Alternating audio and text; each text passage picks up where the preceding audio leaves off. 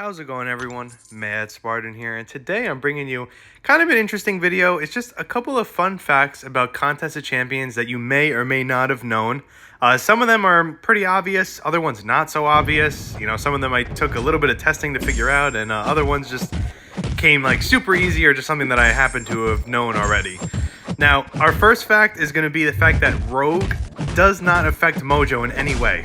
As you can see, he does say sorry sweetheart, and the SP1 lifesteal doesn't come out, as well as the SP2 power drain doesn't come out either. It's a pretty weird interaction.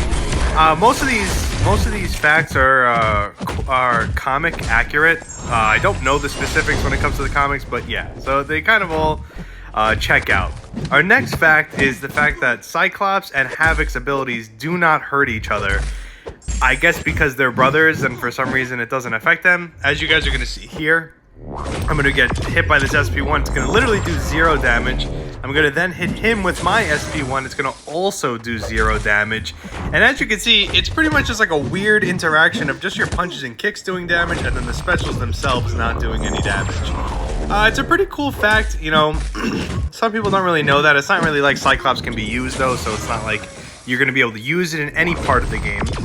Unlike this fact that can be used, this fact is literally just the idea that Spidey 2099 is an amazing defender, extremely underrated. I do throw him on Battlegrounds a lot. As you can see, he gets these resistance up passives. Gets up to 100 of them, with each one giving him 93 physical and energy resistance. You know, times that by 100, that's a 9,300 physical and energy resistance. He ends up being a pretty tricky defender. It's either you let him throw the SP1s and then he just literally stacks up this resistance, or you let him throw the SP2 and he has the wither, and then you've lost the ability to block attacks from him.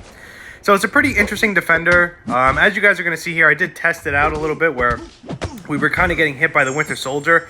As you can see, the basic attacks are hitting for like 87, and the medium attacks are hitting for like 120 something.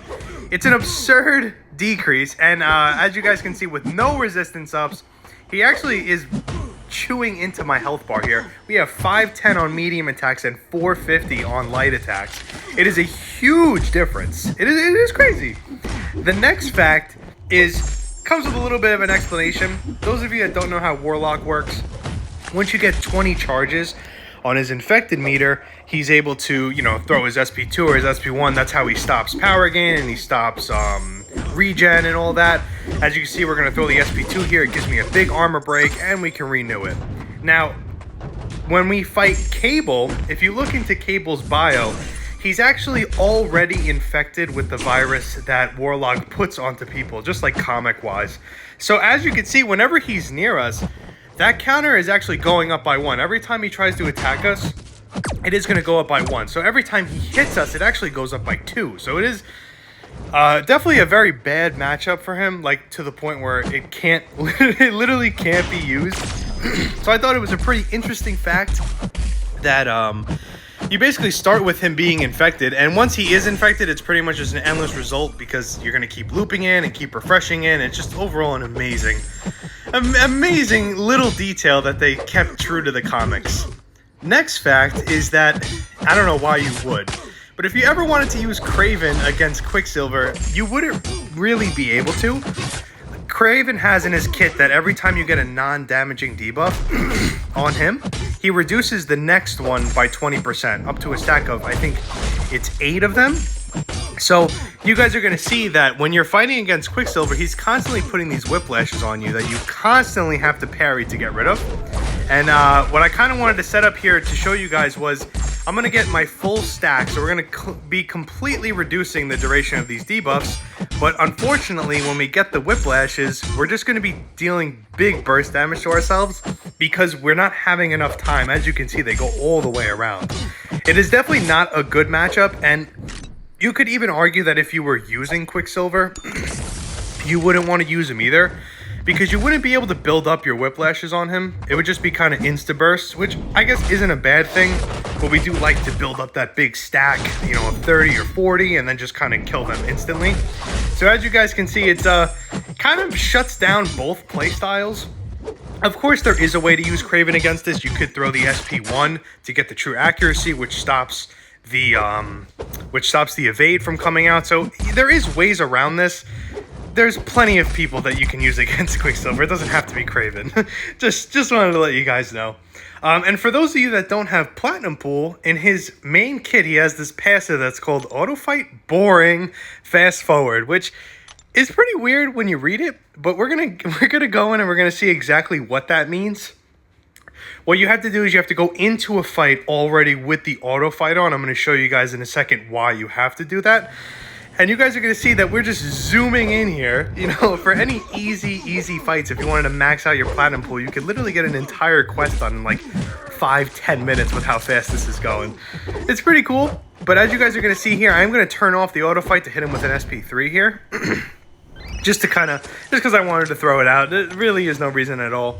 And then I'm going to bait out this SP2 because I didn't want him to get hit during the auto fight. But when I turn it back on, as you guys can see, the fight stays at normal speed. It doesn't go back to fast forward. I guess it would have caused like glitches with animation and stuff and just, you know, would have been a little tricky. The next fact is commonly known, because everyone uses them, that Herc cannot tank SP3s with his immortality.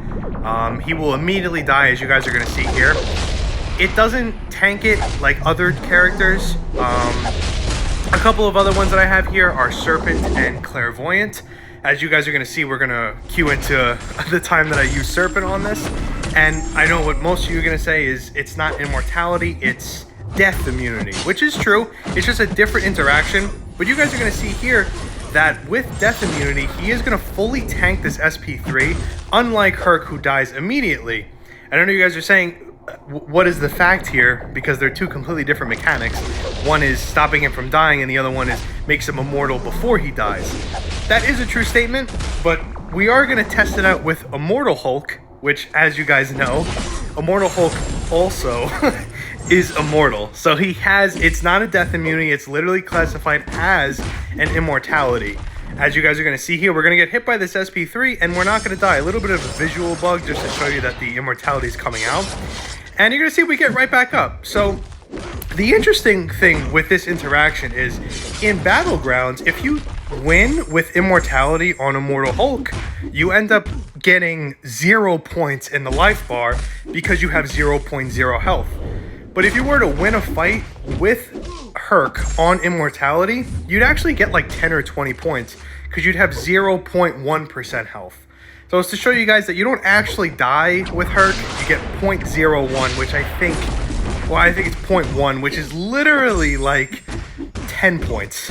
And this fact that we kind of glazed over was the fact that APOC can actually gain Incinerate immunity from the aura of incineration. You literally don't need an incinerate buff itself, you just need an incinerate effect. So I would assume, I think it's 8 seconds on a debuff. If you were to get hit by aura of incineration 8 times, you would also build up your aura, your incinerate debuff immunity at the same time, which is pretty cool. And then it makes you immune to aura of incineration, which is a pretty cool interaction. Not a lot of people know that. And then with this fact, iBomb inflicts acid wash on his SP3, even if it's on a poison immune character, which is pretty cool in my opinion. The next fact, as you guys know, is about Vox. I did make a video on this, just showing how bad his synergies are. He has one of the worst set of synergies in the game. I can't believe how bad they hurt him. And then the real kicker is his pre-fight ability, which, in case you guys haven't watched my one video, which did really well, it allows him the ability to not gain distance when he dashes back, which, in case you guys don't understand what that means, I'm going to show you right now. It's very weird that they put that here. As you guys are going to see here, I am going to dash back and gain no distance. We see we're dashing back here. Literally, the only reason why we're moving back is because the animation of Winter Soldier attacking has to push us. Like, there's literally no way to gain distance. His specials don't make him go back. The only way you can go back is by blocking attacks, which obviously is not going to work for the entire quest because you're going to have to heal and lose a lot of health doing that. So it's, from what I understand, it is literally a pre-fight that has no ability. So I don't really know why it's there. Another fact that I actually learned in the summer of, the spring of sorrow, whatever it was was that Annihilus, while he has his cosmic rod, is not... I thought he was stun immune. He's not stun immune. He actually purifies stun debuffs, which shows that someone like Storm X annihilates this fight. And as you can see here, with the same exact ability, Bishop actually does the opposite. He doesn't make it a passive stun, he just does the big burst damage as if they purified the stun. So it kind of does half of his kit, which is pretty interesting. Doesn't do the passive stun, it just does the damage, which is pretty cool, but, you know, the more you know.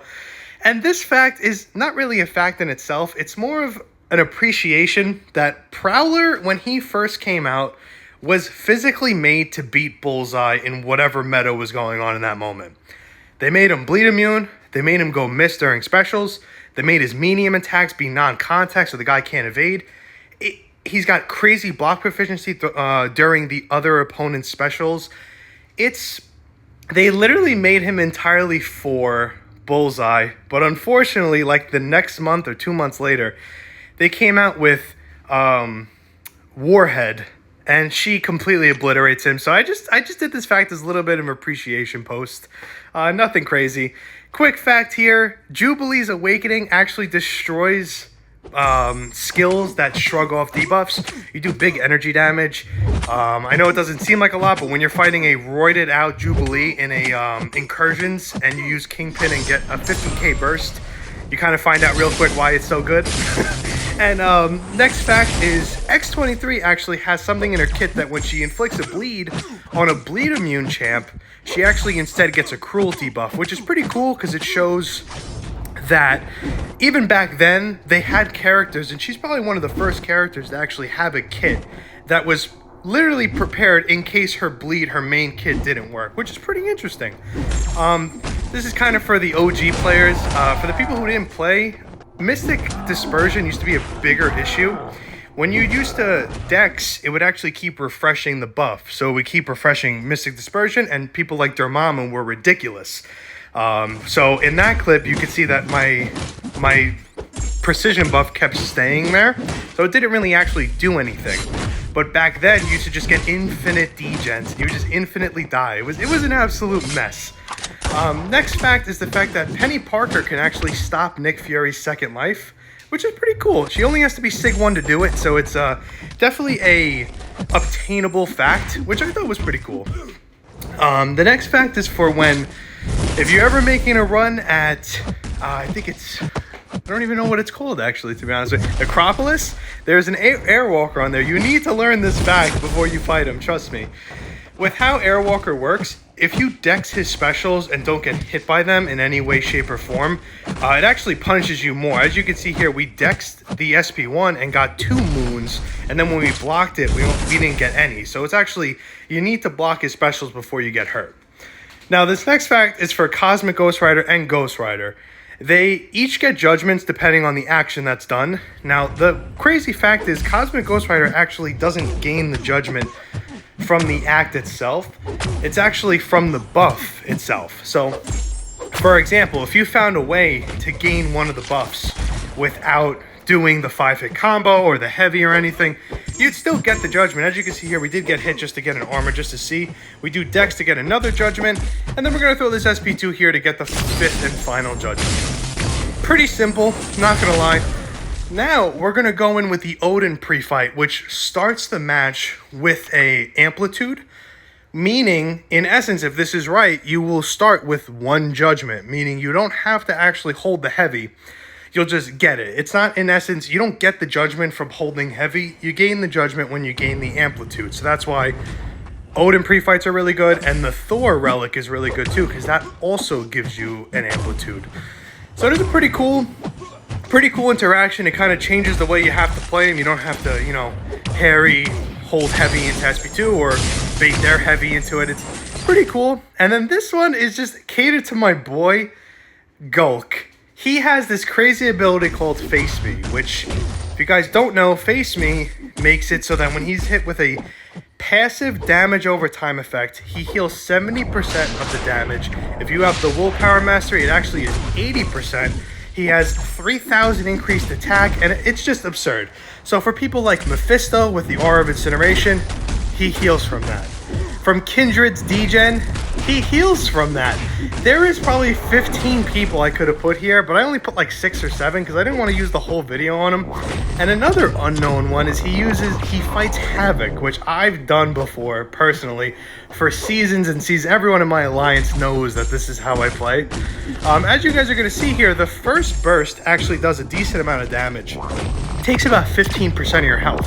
And for some reason, with however the interaction is with Face Me, you only start to get dealt like 3 to 5% damage on the next couple of bursts. He is an amazingly underrated champ.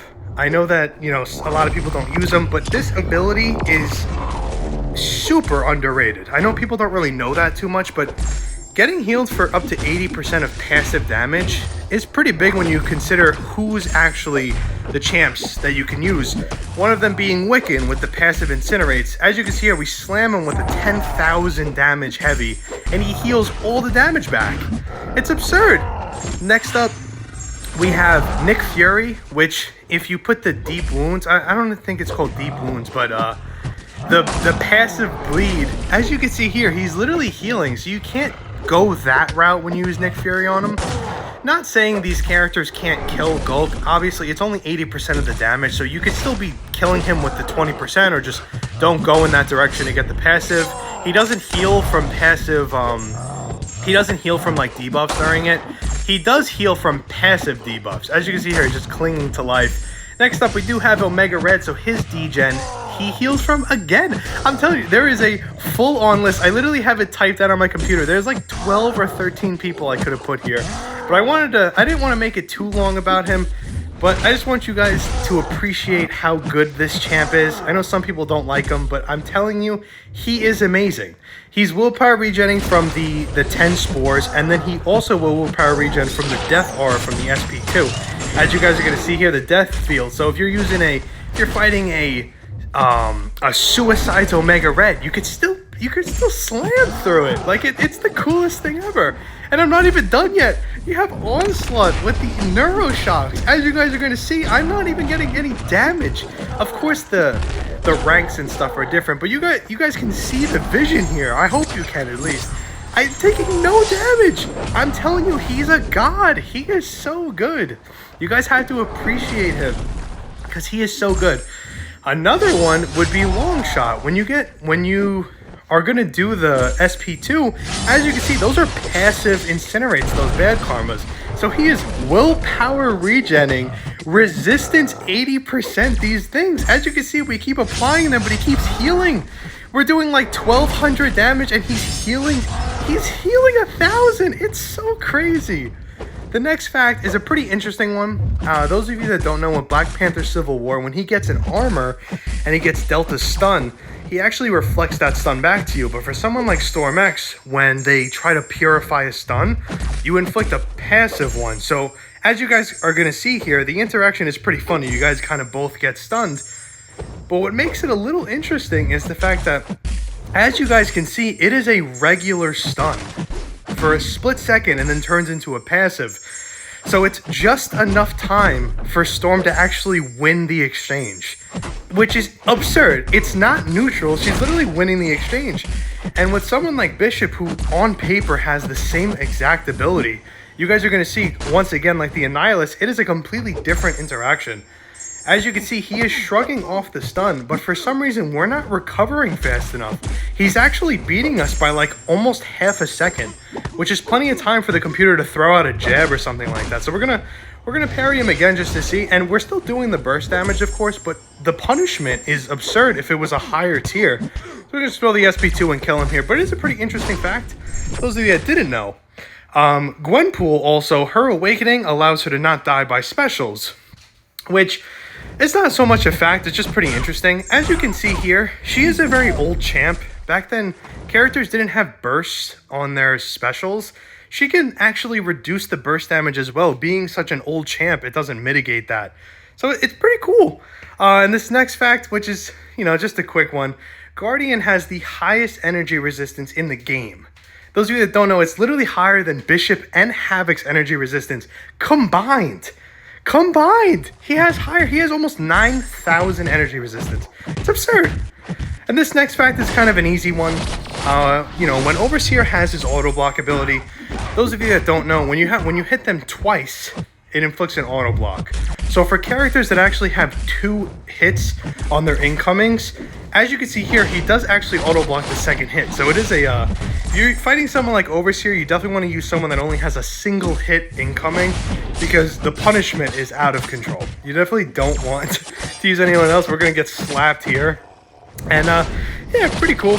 The next fact, which I had to literally do it twice because I killed her too fast, was Invisible Woman, when she puts a fragility debuff on you, if you shrug that off and don't have it on, her invisibility immediately goes away. You know, if you just read her kit, it probably states that, but I just thought it was a pretty interesting interaction, because I think I was fighting her in a quest, and I went for the parry, and then her invisibility just immediately went away, and then I didn't realize that it's because you just got rid of the fragility. It's pretty cool. I couldn't believe it. Literally the second to last fact, which is one of the most interesting facts I've ever seen, is Longshot's SP2. It's kind of hard to explain, but I'm gonna have extra time to do it now. When he hits his SP2 with the Good Karmas, the Pure of Heart, the SP2 puts a Real Incinerate on. The Real Incinerate is considered a Fate Seal, which is considered to put the bad karmas into passive incinerates. Now, you need all that to happen in that order for the big damage on the SP2 that you guys know. Now, my thing is, when you use Shang-Chi on it, and you have a cleanse debuff or a cleanse buff, or anyone really that has cleanses, the Incinerate will immediately get shrugged off, which means that there is no Fate Seal, which means it's not even on the character long enough to actually inflict the bad karmas with the passive incinerates. It's literally like a free, as you guys saw with the Shang-Chi, it was quick. It literally happened and then it was gone. But for someone like Mole Man or Kingpin or, you know, anyone else, as you can see here, we did shrug it off almost immediately. But even with it being on for that split second, it made it so that we were inflicted with the passives. And if it was on there any longer, we would have got dealt more. So it was just a pretty cool interaction to show you that if the Incinerate isn't on at all, you get dealt no damage. And even if it's on for a split second, you still get dealt big burst damage. So it was just an interesting fact. Anyways, I hope you guys enjoyed. If you guys want any more facts, I have to do a little bit of research because I think these 25 just came super easy to me. But if you guys like it, I could definitely do another set, you know, if you guys like. But yeah, I hope you guys enjoyed it, and I'll see you all in the next one.